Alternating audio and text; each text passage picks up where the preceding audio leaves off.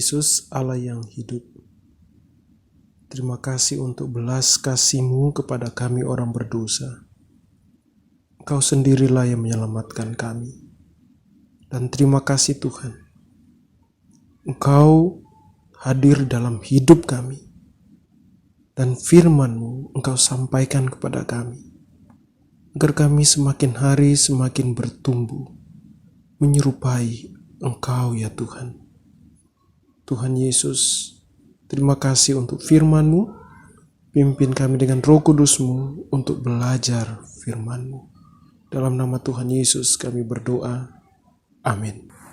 Jemaat Tuhan Yesus, mari kita membaca firman Tuhan dari Yakobus pasal 4 ayat 11 sampai yang ke-17. Beginilah bunyi firman Tuhan. Saudara-saudaraku, janganlah kamu saling memfitnah.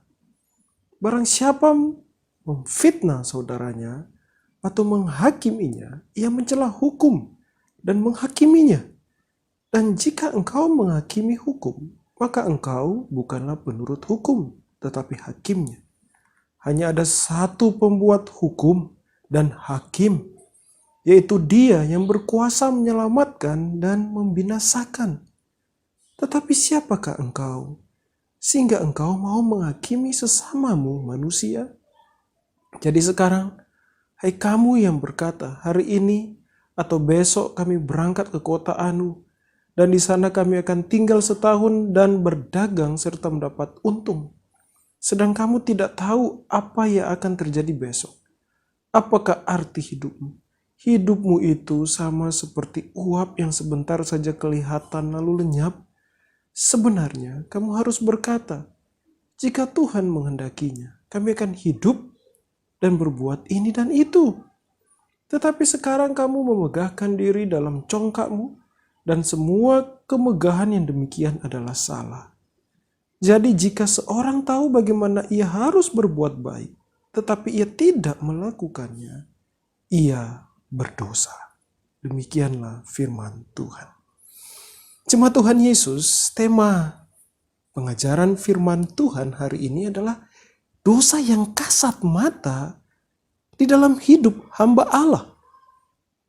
Jemaat Tuhan, kita tahu bahwa Allah memakai Yakobus untuk menuliskan surat ini atau kitab ini kepada jemaat Allah, orang Ibrani, dan pasti juga untuk kita yang adalah orang Israel rohani miliknya. Penulisnya adalah Yakobus. Allah Roh Kudus mengilhamkan firman-Nya untuk dituliskan oleh Yakobus. Nah, perhatikan di dalam Yakobus pasal 1 ayat 1, di situ dikatakan salam dari Yakobus hamba Allah dan Tuhan Yesus Kristus. Yakobus menempatkan dirinya yang adalah sokoguru jemaat adalah hamba Allah dan Tuhan Yesus Kristus. Maka ini pun adalah fakta bahwa setiap orang yang percaya kepada Tuhan Yesus Kristus adalah hamba Allah, adalah hamba Tuhan Yesus Kristus. Dan juga adalah fakta bahwa hamba Kristus, Anda dan saya, siapapun itu, yang diselamatkan oleh Kristus Yesus dan masih hidup di bumi ini, ketahuilah, kita masih dapat jatuh berbuat dosa. Agar Anda dan saya dan anak-anak Tuhan yang masih hidup tidak jatuh berbuat dosa, ketahuilah dua kebenaran yang disampaikan oleh Allah melalui Yakobus. Di dalam Yakobus pasal 4 ayat 11-12 kita akan melihat kebenaran yang pertama mengenai dosa yang kasat mata di dalam hidup hamba Allah. Yang pertama, hamba Allah jangan memandang dirinya adalah Tuhan bagi sesamanya. Atau dengan kata lain, hamba Allah tidak memandang dirinya adalah Tuhan bagi sesamanya. Perhatikan firman Allah di dalam Yakobus 4 ayat 10 yang sangat mirip dengan Efesus 5 ayat 21. Perhatikan kata, rendahkanlah dirimu di hadapan Tuhan. Siapakah yang berkata demikian? Yakobus. Siapakah Yakobus? Saudara angkat Kristus Yesus yang dulunya meninggikan diri terhadap Yesus Kristus dengan menyetujui bahwa Yesus Kristus sudah tidak waras lagi. Di dalam Markus pasal 3 kita dapat menemukan peristiwa itu. Dan dalam kasih karunia Allah, Yakobus menerima belas kasih Allah, melihat penyataan Tuhan Yesus Kristus, dan oleh kasih karunia Allah ia menjadi seorang soko guru jemaat mula-mula. Seorang soko guru jemaat berkata, rendahkanlah dirimu di hadapan Tuhan. Di dalam ayatnya yang ke-10. Dia tahu rasanya meninggikan diri di hadapan Tuhan. Karena dia pelaku dari merendahkan Tuhan. Dan hasilnya malu luar biasa. Dan tidak berguna kehidupan yang demikian. Semakin meninggikan diri di hadapan Tuhan, maka semakin rendah hidup ini. Bahkan sampai berada di dalam kematian kekal. Memang kelihatannya secara fisik, orang yang merendahkan Tuhan berada di posisi yang tinggi. Namun ketahuilah, jiwa rohnya mati dan dicengkram oleh maut, oleh iblis, oleh dosa. Nah, merendahkan diri atau merendahkan hidup ini di hadapan Tuhan Allah yang hidup, Yesus Kristus, hanya dapat terjadi dengan diawali menerima kasih anugerah Allah, di mana Allah bermurah hati, di mana Allah berbelas kasih kepada manusia yang berdosa, termasuk Anda dan saya dan semua anak-anak Allah yang dipilihnya di dalam kekekalan. Dan hidup yang merendahkan diri di hadapan Allah akan ditinggikan oleh Allah sendiri. Apa maksudnya? Tuhan, Yesus Kristus Sang Juru Selamat kita, akan membawa kita ke dalam arti makna sesungguhnya kehidupan, dipulihkan, dapat berhubungan pribadi dengan Dia, dengan Bapa yang hidup, dan dibawa olehnya di dalam hubungan yang erat dengan Dia, bahkan dibawa masuk ke dalam kerajaannya. Lihatlah betapa indahnya ditinggikan oleh Allah. Kita tidak usah meninggikan diri kita, tetapi biarlah Allah yang meninggikan hidup kita ini. Lalu apa buktinya kita hidup merendahkan diri kita di hadapan Allah? Nah, kita akan lihat di dalam ayat 11 sampai yang 12. Bukti dari kerendahan hidup kita, kerendahan diri kita di hadapan Allah adalah ayat 11 sampai 12. Perhatikan ayat 11. Saudara-saudaraku, jangan kamu saling memfitnah. Dalam terjemahan aslinya dapat diterjemahkan, do not speak evil of, atau slander, yang artinya berkata jahat atau cemar atau fitnah kepada sesamamu. Berkata jahat atau memfitnah sama dengan menghakimi. Mari perhatikan sebuah globe atau peta dunia. Saat kita melihat globe atau peta dunia, kita akan memandang semuanya rata kalau kita lihat dari atas. Namun saat kita melihat kenyataan, maka apa yang kita lihat di globe itu rata, ternyata tidak. Yang kita lihat di peta itu rata, ternyata tidak. Ada gunung, ada lembah, ada jurang, ada lautan. Apa artinya hal yang menyangkut peta tersebut? Memang adalah kenyataan ada orang yang memiliki status lebih tinggi dari yang lain. Adalah kenyataan bahwa ada orang yang gajinya lebih tinggi dari orang lain. Ada tanggung jawab yang lebih tinggi daripada orang lain. Itu memang fakta nyata dan Alkitab tidak menentang kenyataan itu. Dan memang kita bisa lihat di dalam Alkitab ada hamba Allah yang adalah seorang raja seperti Raja Daud Dan ada juga hamba Allah seperti Yusuf saat ia dijual sebagai budak di Mesir. Tapi jika kita lihat dari atas, sekali lagi, peta semua itu kelihatannya rata. Nah, demikianlah Allah melihat kita semua. Manusia berdosa. Dan hanya dialah yang dapat selamatkan kita dari keberdosaan yang membawa kita ke kematian kekal. Tetapi lihatlah, banyak orang yang bahkan mengaku Kristen memandang sesamanya seolah-olah dia adalah Tuhan, kecil. Ini yang perlu kita waspadai.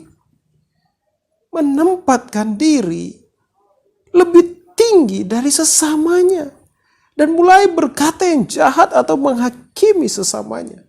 Atau dengan kata lain mengangkat diri sebagai Tuhan kecil. Jangan karena sudah banyak baca buku rohani.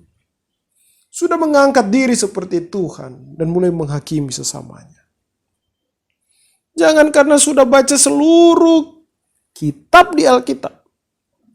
Maka sudah mulai jadi hakim bagi sesamanya. Jangan karena hidup berdoa siang dan malam selama 1 bulan mulai jadi hakim bagi sesamanya. Berbicara yang jahat tentang sesamanya. Karena tidak sama seperti dia. Jangan sampai karena saya sering penginjilan, sering pendalaman Alkitab, sudah mulai jadi hakim bagi yang lain. Jangan kadang merasa 1 minggu, sekali lagi, merasa 1 minggu tidak buat dosa, sudah mulai angkat diri jadi Tuhan dengan menghakimi sesamanya. Stop menjadi Tuhan dengan kehidupan rohani yang palsu seperti itu. Perhatikan kalimat dalam ayat 11 selanjutnya. Barang siapa memfitnah saudaranya atau menghakiminya, ia mencela hukum dan menghakiminya. Dan jika engkau menghakimi hukum, maka engkau bukanlah penurut hukum, tetapi hakimnya. Apa arti ayat ini? Untuk menjawab ayat ini, perhatikan perkataan Tuhan Yesus dalam Lukas 12 ayat 14. Tetapi Yesus berkata kepadanya, saudara, siapakah yang telah mengangkat aku menjadi hakim atau pengantara atas kamu? Lihatlah, Yesus Kristus, yang adalah Allah sepenuhnya, dan manusia sepenuhnya tanpa dosa, tidak mengangkat dirinya menjadi hakim dalam peristiwa Lukas pasal 12 ayat 14. Mengapa? Karena hakim itu adalah firman Allah. Dan manusia Kristus Yesus menaklukkan dirinya di bawah firman Allah. Perhatikan Musa, saat ia mengangkat dirinya sendiri menjadi hakim. Di dalam Keluaran pasal 2 ayat 11 sampai 14, apa yang dia peroleh? Malu besar. Orang sebangsa yang berkata, siapa yang angkat kamu jadi hakim kami? Gak ada. Jadi Yakobus pasal 4 ayat 11, dalam kalimat barang siapa memfitnah saudaranya atau menghakiminya, ia mencela hukum dan menghakiminya. Dan jika engkau menghakimi hukum, maka engkau bukanlah penurut hukum, tetapi hakimnya, bertujuan mengarahkan kita bahwa kita semua tunduk pada satu otoritas tertinggi, yaitu firman Allah. Perhatikan baik-baik kecenderungan hati ini untuk menjadikan diri Tuhan di atas sesama. Dan sekali lagi, menjadikan diri Tuhan atas sesama itu bukan karena dipengaruhi oleh status sosial, uang kita, jabatan kita, tetapi hati yang berdosa. Hati yang membesarkan diri menjadi seperti Allah. Bukankah itu dosa di awal kejatuhan manusia pertama? Dan dosa itu terus mengintai Anda dan saya, yaitu ingin menjadi seperti Allah. Sebagai hamba Allah, Anda dan saya, dan semua orang pilihan yang Allah pilih di dalam kekekalan. Ya benar, kita sudah dikuduskan oleh darah Kristus Yesus. Tetapi daging kita masih lama, masih yang lama. Saat Anda dan saya menerima kasih karunia Allah Tritunggal, hati ini dibaharui, jiwa roh ini dibaharui, dilahir barukan. Tetapi tubuh ini tidak. Dan daging atau dosa masih berjuang membawa kita ke kehidupan lama.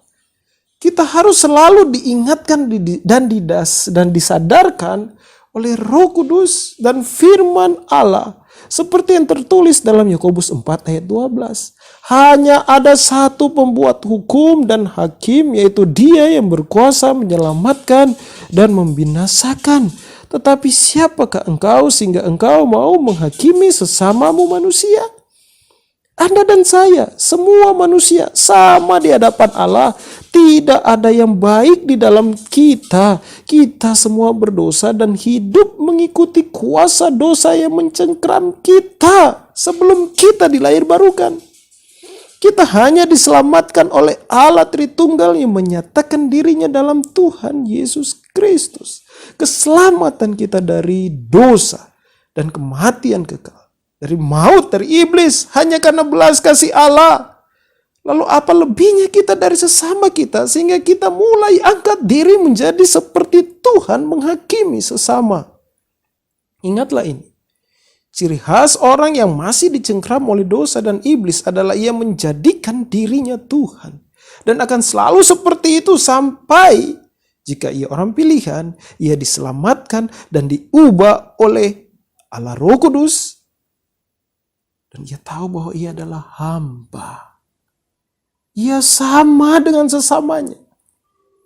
Namun, jika dia bukan orang pilihan, dia akan tetap menganggap dirinya atau menjadikan dirinya seperti Tuhan selama hidupnya sampai nafasnya yang terakhir. Jadi ingat baik-baik. Hanya satu pembuat hukum. Hanya ada satu hakim. Siapa pembuat hukum dan hakim satu-satunya itu? Allah. Allah Tritunggal yang berkuasa yang menyelamatkan dan membinasakan. Siapakah Allah itu yang menyatakan diri kepada manusia? Tuhan Yesus Kristus. Dan perhatikan perkataan Tuhan Yesus di dalam Lukas pasal 12 ayat 5 dan Yohanes pasal 12 ayat 48. Lihatlah, manusia Kristus Yesus. Ia tunduk kepada hakim, yaitu Allah dan firman-Nya. Jika sang manusia Kristus tidak jadikan dirinya hakim dan hukum, tetapi tunduk pada firman Allah, apalagi Anda dan saya. Tanya baik-baik. Apakah ada yang baik dalam kita? Tidak. Bandingkan dengan Kristus Yesus. Apakah kita setara dengan Kristus Yesus sehingga kita berani-beraninya menjadi hakim bagi sesama kita? Jika kita akui kita tidak setara dengan Kristus. Oleh sebab itu jangan berani-berani menghakimi sesama kita. Namun timbul pertanyaan. Bagaimana jika sesamaku yang mengaku Kristen, yang notabene adalah hamba Allah. Sekali lagi, hamba Allah bukan berarti Anda pendeta, tetapi kita semua siapapun itu, mau pendeta kah, polisi kah, dokter kah, petani kah, nelayan kah, jika ia ditebus oleh Yesus Kristus, menerima karunia iman dan pertobatan dalam Kristus Yesus, ia adalah hamba Allah. Sekali lagi, namun timbul pertanyaan, bagaimana jika sesamaku yang mengaku Kristen, yang notabene adalah hamba Allah, hidup dalam dosa, hidup di luar firman Allah? Apakah saya akan membiarkan dia atau bagaimana? Jika itu sebaliknya saya, apakah orang lain sesamaku akan membiarkan saya? Kan jangan ada yang jadi hakim. Nah, perhatikan Yakobus pasal 5 ayat 19-20. Saudara-saudaraku, jika ada di antara kamu yang menyimpang dari kebenaran dan ada seorang yang membuat dia berbalik, ketahuilah bahwa barang siapa membuat orang berdosa berbalik dari jalan yang sesat, ia akan menyelamatkan jiwa orang itu dari maut dan menutupi banyak dosa. Begitu juga apa yang dikatakan di dalam Matius 18 ayat 15. Dan lihat juga kembali di dalam Yakobus pasal 4 ayat 10. Jadi, Jika Anda dan saya melihat sesama kita hidup di luar firman Allah, hidup dalam dosa, atau sesama kita melihat saya hidup dalam dosa, hidup di luar firman Allah, inilah jawabannya. Lihatlah bahwa diri Anda, diri saya, dan sesama Anda yang berbuat dosa adalah pribadi-pribadi yang menerima belas kasih Allah. Lihat diri Anda dan diri saya dan diri sesama kita. Bahwa kita adalah pribadi-pribadi orang berdosa yang menerima belas kasih Allah. Jangan lihat diri kita sebagai Tuhan yang kecil. Tetapi lihatlah diri kita sebagai manusia pendosa yang dikasihi Allah dan diselamatkan oleh Kristus Yesus dan adalah budak dan adalah hamba Allah. Dan juga lihatlah bahwa yang meninggikan kita sebagai anak Allah yang dikuduskan dengan darah Kristus bukan karena kebaikan kita. Bukan karena kebanyakan baca Alkitab. Bukan karena saya kebanyakan berdoa, penginjilan, pendalaman Alkitab sehingga aku diangkat menjadi anaknya sebagai pembalasan dari Allah untuk semua itu. Bukan. Tetapi semata-mata belas kasih Allah. Jika sudah memandang sedemikian hidup kita bahwa kita adalah orang pendosa yang menerima belas kasih Allah, Tuhan terima kasih Engkau menyelamatkanku. Selanjutnya sadar dan ketahuilah otoritas tertinggi adalah firman Allah, Alkitab. Sadar bahwa kita bukan pembuat hukum, tetapi Allah adalah pembuat hukum dan hakim satu-satunya. Dan dimanapun kita dihakimi, siapapun kita dihakimi oleh Allah dan firman-Nya. Kita nggak bisa sembunyi. Maka selanjutnya bawalah Alkitab kepada sesama kita itu. Bawalah firman Allah yang tertulis yaitu Alkitab untuk menegur dan menasehati sesama kita yang berbuat dosa. Dengan motivasi, dengan hasrat, dengan kerinduan agar ia berbalik kepada Kristus Yesus dan firman-Nya. Jangan punya motivasi agar dia menjadi sama dengan kita atau mengikuti standar kita. Tetapi agar mereka oleh belas kasih Allah berbalik kepada Allah dan mengikuti Allah yang hidup. Dan ingatlah sebagai hamba Allah, Anda dan saya, itulah salah satu panggilan Anda dan saya. Membawa firman Allah kepada sesama kita yang jatuh dalam dosa, yang berbuat dosa, yang hidup di luar firman Allah. Untuk mereka dapat menerima kasih yang Allah berikan kepada kita dan mendengarkan firman Allah yang hidup. Sehingga mereka sadar akan dosa mereka. Dan berbalik. Dan kita pun sadar. Bahwa kita pun dapat jatuh ke dosa yang sama dengan mereka. Oleh sebab itu dengan kuasa firman Allah, pimpinan Roh Kudus di hati kita, hati yang mengasihi sesama, yang terlebih dahulu mengasihi Tuhan yang mengasihi kita. Dan dengan kerendahan hati mendekati sesama kita yang berbuat dosa dan tidak taat kepada Allah dan firman-Nya. Saudara-saudaraku, menurut Anda, salahkah menegur sesama kita yang sudah kendur di dalam persekutuan ibadah dengan membawa kebenaran firman Allah di dalam Ibrani 10 ayat 24 sampai 25 yang berbunyi, dan marilah kita saling memperhatikan supaya kita saling mendorong dalam kasih dan dalam pekerjaan baik. Janganlah kita menjauhkan diri dari pertemuan-pertemuan ibadah kita seperti yang dibiasakan oleh beberapa orang, tetapi marilah kita saling menasihati dan semakin giat melakukannya menjelang hari Tuhan yang mendekat. Apakah salah? Jelas tidak. Salahkah jika dengan penuh kasih menegur sesama kita yang hidup ketergantungan dengan rokok dan alkohol, pornografi, dan apapun yang merusak tubuh, jiwa, dan rohnya. Dengan membawa firman Allah. Di dalam 1 Korintus 10 ayat 23 dan 31. Yang berbunyi,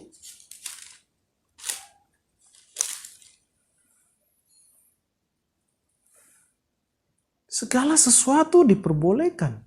Benar, tetapi bukan segala sesuatu berguna. Segala sesuatu diperbolehkan, benar, tapi bukan segala sesuatu membangun. Aku menjawab, jika engkau makan, atau jika engkau minum, atau jika engkau melakukan sesuatu yang lain, lakukanlah semuanya itu untuk kemuliaan Allah. Jadi jelas tidak salah untuk menegur sesama kita dengan firman Allah kepada sesama kita yang ketergantungan dengan apa yang merusak tubuh, jiwa, dan roh mereka. Salahkah jika dengan kasih Tuhan Yesus menegur sesama untuk mengembalikan, untuk mereka mengembalikan apa yang adalah milik Allah, yaitu 1/10, seperti yang dikatakan di dalam Maleakhi 3 ayat yang ke-10. Yang berbunyi, bawalah seluruh persembahan persepuluhan itu ke dalam rumah perbendaharaan, supaya ada persediaan makanan di rumahku, dan ujilah aku, firman Tuhan semesta alam, apakah aku tidak membukakan bagimu tingkap-tingkap langit dan mencurahkan berkat kepadamu sampai berkelimpahan? Apakah salah untuk berkata, hai saudaraku, mari kembalikan apa yang punya Allah 1/10. Salahkah jika menegur sesama kita yang mengakui dirinya sebagai Kristen tetapi menato dirinya dengan membawa firman Allah di dalam Imamat 19 ayat 28 yang berbunyi,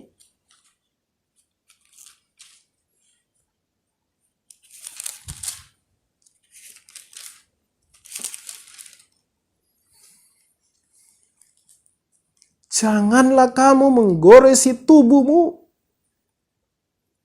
karena orang mati, dan janganlah meraja tanda-tanda pada kulitmu. Akulah Tuhan.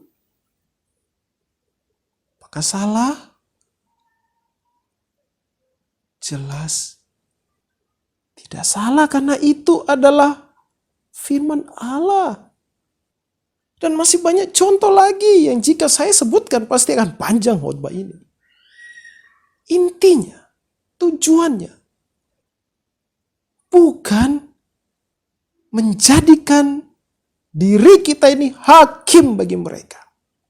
Tetapi sama seperti kita dihakimi oleh firman Allah, demikian juga bila dengan kasih Allah. Mereka pun sadar hakim yang tertinggi itu adalah Allah dan firman-Nya. Intinya tujuannya bukan menjadikan mereka cocok dengan kita, atau mereka jadi sesuai dengan standar pikir kita, atau jadi pengikut kita. Bukan itu intinya. Tetapi agar mereka kembali kepada kebenaran, yaitu Kristus Yesus, firman-Nya yang menyelamatkan jiwa orang itu dari maut, yang menyelamatkan seluruh keberadaan hidupnya, tubuh, jiwa, dan roh dari maut. Seperti dikatakan di dalam Yakobus 5 ayat 20. Anda dan saya tunduk dan dihakimi oleh pembuat hukum, dan hakim satu-satunya itu Tuhan Yesus Kristus. Bukan Tuhan yang harus tunduk dengan kita, tetapi kitalah yang adalah hamba-Nya yang harus tunduk kepada Tuhan yang penyelamat kita, Yesus Kristus. Jika khotbah ini dipakai oleh Allah untuk menegur Anda, maka bertobatlah. Kembalilah di dalam kebenaran firman Allah, dan nikmatilah hidup dalam iman percaya kepada Tuhan Yesus Kristus. Dengarkan ini baik-baik. Suka atau tidak suka, jika kita mengaku kita adalah hamba Allah, merendahkan diri kita ini di hadapan Allah, dan sudah dimiliki olehnya dibeli oleh Kristus Yesus dengan darahnya sendiri. Oleh sebab itu kita harus siap, kita harus rela dihakimi oleh firman Allah. Jika Anda dan saya tidak mau dihakimi oleh firman Allah, maka kita bukanlah miliknya. Kita milik iblis, bapa segala dusta, dan kita hidup bebas sesuai dengan maunya iblis. Dan ketahuilah, hidup seperti itu adalah hidup budak iblis. Anda pun tidak bebas kok jika mau hidup dengan dia. Jika hati Anda dan saya masih rela dihakimi oleh firman Allah dan tunduk, berarti Anda dan saya adalah hambanya. Ini mana ia tinggal di dalam kita. Dan kita rela untuk dibentuk. Ingat, hamba hanya ikuti pemiliknya. Dan pemilik kita adalah Allah. Dan ia memiliki hukumnya kepada kita. Dan hukumnya adalah kasih. Dan menghidupkan kita hari ini dan di dalam kekekalan, di dalam kerajaannya. Yang kedua, dosa kasat mata. Yang bisa terjadi di dalam hidup hamba Allah. Anda dan saya yang percaya pada Kristus Yesus tidak memandang dirinya adalah Tuhan atas hidup dan masa depannya. Atau dengan kata lain seperti ini. Memandang dirinya adalah Tuhan atas hidup dan masa depannya. Hamba Allah tidak memandang dirinya adalah Tuhan atas hidupnya. Masa ini dan masa depan. Bukan masa lalu. Oleh sebab itu dosa yang kasat mata itu adalah dosa memandang kita adalah Tuhan atas hidup kita dan masa depan kita. Dan semaunya kita ingin gunakan untuk daging kita puas. Perhatikan di dalam Yakobus pasal 4 ayat 13-17.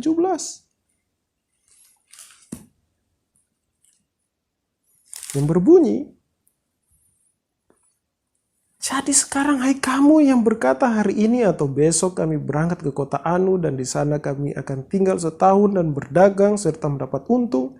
Sedang kamu tidak tahu apa yang akan terjadi besok. Apakah arti hidupmu? Hidupmu itu sama seperti uap yang sebentar saja kelihatan lalu lenyap. Sebenarnya kamu harus berkata, jika Tuhan menghendakinya, kami akan hidup dan berbuat ini dan itu. Tapi sekarang kamu memegahkan diri dalam congkakmu dan semua kemegahan yang demikian adalah salah. Jadi jika seorang tahu bagaimana ia harus berbuat baik tetapi ia tidak melakukannya, ia berdosa. Besok, warga Jakarta, 14 September 2020 akan tunduk dalam peraturan PSBB ketat. Andaikan saja ini tanggal 31 Desember 2019. Apakah dari kita ada yang tahu bahwa akan ada namanya PSBB ketat? Pasti tidak ada yang tahu. Lihat kembali akhir tahun 2019. Kita begitu banyak memiliki rencana untuk dilakukan di tahun 2020, tetapi nyatanya hampir semuanya gagal atau berubah. Sungguh benar apa yang dikatakan Yakobus dalam Yakobus 4 ayat 13-17, kita hamba-hamba Allah sungguh tidak punya kuasa apapun atas hidup kita, dan hidup kita pun hanya sangat singkat sementara seperti uap air. Jadi, jemaat Tuhan Yesus, kita hanya diberikan kesempatan oleh Allah untuk menata hidup kita sesuai dengan firman-Nya. Kita adalah hamba-hamba Allah yang sungguh tidak punya kuasa apapun atas hidup kita. Kita hanya dengan belas kasih Allah diberikan kesempatan olehnya untuk menata hidup kita yang sesuai dengan firman-Nya. Ketahuilah bedanya hamba Allah dan hamba iblis mengenai kehidupan. Hamba iblis akan berpikir, sekali lagi hamba iblis ini adalah orang-orang yang tidak percaya pada Kristus, yang menolak Kristus. hamba iblis akan berpikir dan bahkan meyakini bahwa ia berkuasa penuh atas hidupnya dan hidupku adalah milikku sepenuhnya untuk kupakai melampiaskan hawa nafsuku sesuai keinginanku. Itu namanya menjadi hidup, jadi Tuhan atas hidupku dan waktuku. Pernah Anda dan saya dengar kata-kata ini? My life, my adventure. Dan hilang arah. Go ahead. Kata-kata tersebut terdengar bagus. Tapi kata-kata itu adalah kata-kata orang yang menjadikan dirinya seperti Tuhan. Manusia menganggap dirinya Tuhan T kecil. Sebenarnya adalah hamba iblis. Karena iblis tidak mau menjadi hamba Tuhan Allah yang hidup. Dan sadarkah Anda dan saya, jika sebagai hamba Allah, kita bisa menjebak diri kita sengaja atau tidak sengaja terhadap pemahaman bahwa ini hidupku dan kugunakan untuk kesukaanku. Bahwa aku adalah Tuhan terhadap hidupku, atas hidupku, dan atas masa waktuku saat ini dan masa depanku selama merasa sehat, kuat, dan punya berkat dari Tuhan. Diucapkan di mulut atau dalam hati berkata masa kini dan masa depanku ada dalam genggamanku. Ketahuilah itu paham yang konyol dan salah total dan sedang menantang Tuhan yang adalah pemberi hidup. Lihatlah, apakah Anda dan saya berkuasa atas hidup ini, atas hidup kita? Untuk bangun pagi, Allah yang berkuasa membangunkan kita di pagi hari. Apakah Anda berkuasa dengan COVID-19 yang ukurannya 125 nanometer? Kecil sekali itu. Sekali kena COVID-19, hidup Anda dan saya berubah total. Hanya dengan corona yang ukurannya 125 nanometer itu, kita KO. Apalagi dengan Allah yang pembentuk hidup ini. Jadi stop hidup angkuh dan sombong di hadapan Allah Tritunggal. Mengapa saya sebut sadar atau tidak sadar, kita yang mengaku orang percaya bisa menjebak diri kita menjadi Tuhan atas hidup ini dan waktu kita. Lihatlah cara kita membagi waktu doa dan kerja dan santai. Waktu selancar di dunia maya dan waktu bersama Allah di dalam perenungan firman Allah. Wah, kita habis-habisan berikan waktu untuk kerja-kerja, kuliah-kuliah, libur-libur, happy-happy. Yang tujuannya untuk kepuasan kita. Dan kita lupa bahwa hidup ini ada pemiliknya, yaitu Tuhan Yesus Kristus. Kita rendahkan Allah dengan menempatkan Dia untuk waktu yang sisa. Kita tidak memiliki hasrat bertemu dengan Kristus Yesus secara pribadi. Karena bagi kita buang waktu itu. Nggak ada untungnya, nggak ada uangnya. Stop berseperti itu dan bertobatlah. Kita lebih berhasrat mengejar uang. Menyelesaikan tugas kuliah kita. Menghibur jiwa kita dengan hiburan dunia. Daripada pertemuan pribadi dengan Allah. Bertobatlah. Cara pikirin demikian, hai hamba-hamba Allah. Dan dengan angkuhnya menjadikan waktu ini terlalu berharga untuk dibuang bagi Allah. Kita tempatkan panggilan persekutuan pribadi bersama Allah. Persekutuan pendalaman Alkitab bersama sesama dan doa dengan sesama. Prioritas terendah di hidup kita. Jikapun itu hari Minggu, itu karena rutinitas atau takut diazab Tuhan nanti tidak dapat berkat darinya. Wow, cuma untuk dapat berkat. Lihatlah saat Anda dan saya tidak berdaya oleh stroke. Saya tidak berdoa kita kena stroke. Tapi Anda bisa melihat sendiri orang yang kena stroke tak berdaya. Kena COVID-19. Jika kita kena itu, Anda dan saya baru sadar betapa kita tidak berdaya akan hidup ini. Ingatlah ini baik-baik, hanya Tuhan Yesus yang punya kuasa atas nyawanya sendiri. Atas nyawa Kristus sendiri, Kristus berkuasa.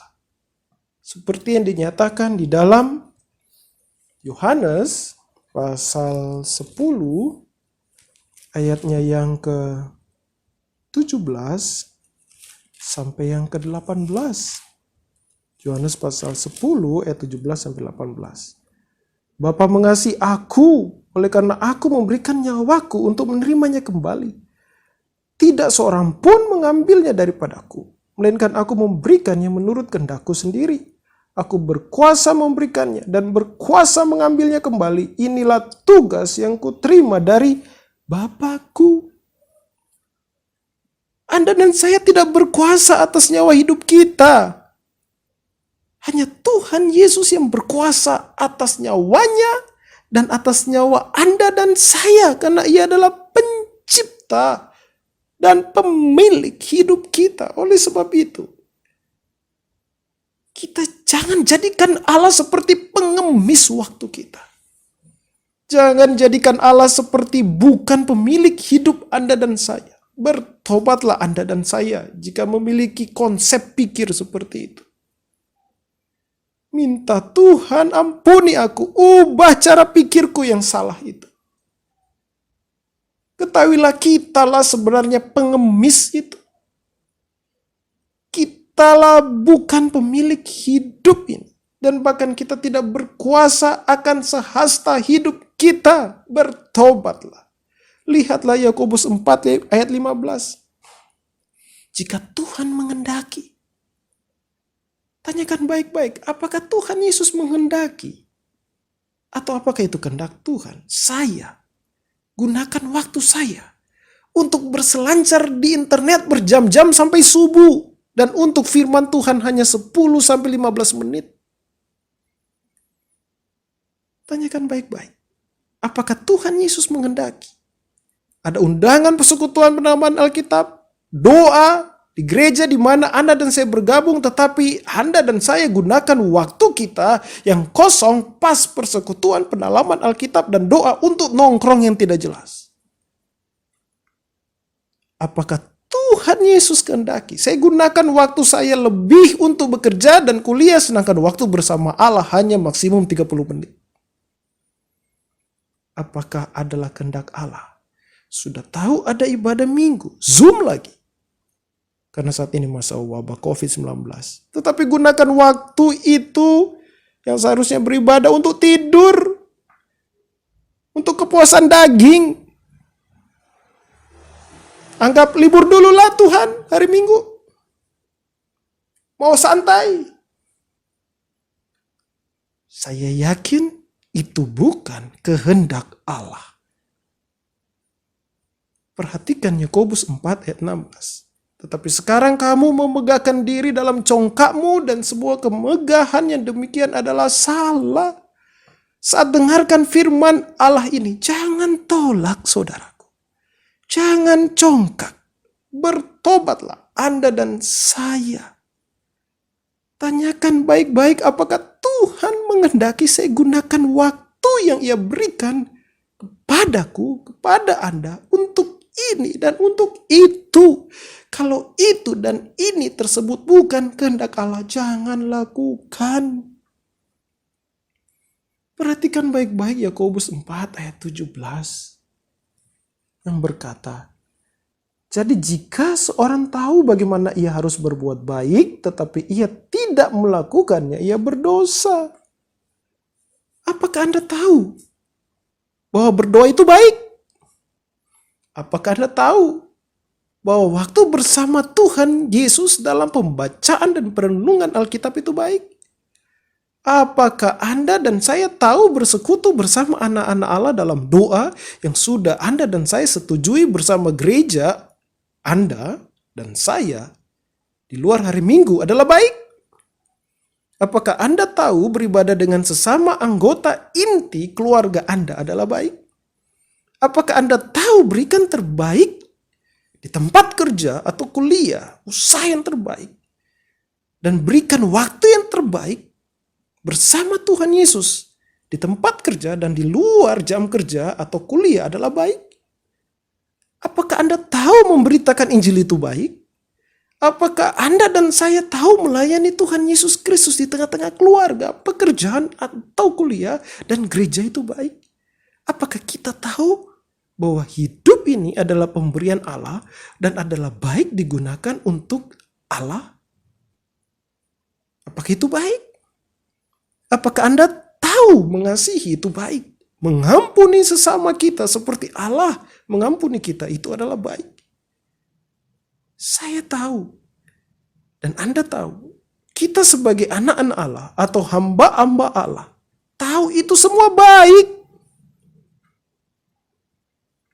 Karena itulah yang diperintahkan oleh firman Allah kepada kita. Tetapi perhatikan Yakobus 4 ayat 17. Adalah dosa jika kita tahu itu baik di mata Allah yang sesuai firman Allah dan kita tidak mau menghidupinya.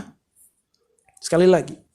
Jangan berpikir karena kita tidak melakukan apa yang kita pandang baik itu dosa. Tetapi apa yang firman Allah pandang tidak baik, itulah dosa. Dan betapa sering apa yang kita pandang baik bertentangan dengan Allah dan firman-Nya. Hai hamba-hamba Allah, jangan bawa dengan sengaja hidup kita dalam dosa. Kita memang sudah ditebus oleh darah Kristus Yesus. Namun mohon dengan sangat, jangan dengan sadar kita bawa hidup ini dalam dosa. Dengan melakukan apa yang menurut kita baik dan bukan menurut Alkitab. Jadi bagi kita yang mengaku adalah orang Kristen, kita adalah hamba Allah. Waspadalah akan dosa yang menjadikan diri ini Tuhan sehingga memandang rendah sesama. Dan menjadikan diri ini Tuhan sehingga berpikir hidup ini sepenuhnya di genggaman kita. Anda dan saya bergunakan untuk kesenanganku. Dan firman Allah hanya mengganggu kesenanganku. Bertobatlah. Percayalah kepada Kristus Yesus. Tundukkanlah diri kita di hadapan-Nya. Karena hanya dengan tunduk di hadapan Allah, kita dapat menikmati Allah. Kita menikmati hidup baru yang Allah berikan kepada kita di segala musim kehidupan. Sampai suatu saat Kristus datang untuk kedua kalinya. Dan Dia membawa kita di penghakiman yang terakhir. Dan Dia melihat kita dan berkata, hai hambaku yang baik dan yang setia, turutlah dalam kebahagiaanku, kebahagiaan Tuhanmu untuk selama-lamanya. Terpujilah Tuhan Yesus. Amin. Tuhan Yesus, terima kasih untuk firman. Biarlah kami peka dengan suara-Mu, yaitu firman Allah yang tertulis Alkitab. Dan biarlah kami merendahkan diri kami di hadapan-Mu Tuhan. Dengan nyata merendahkan diri di hadapan Engkau. Dengan memandang sesama kami tidak lebih rendah dari kami. Tapi kami sama di hadapan-Mu Tuhan. Dan memandang waktu ini adalah milik-Mu. Yang kami gunakan itu semua untuk Engkau Tuhan. Di dalam nama Tuhan Yesus Kristus Allah yang hidup, kami berdoa. Amin.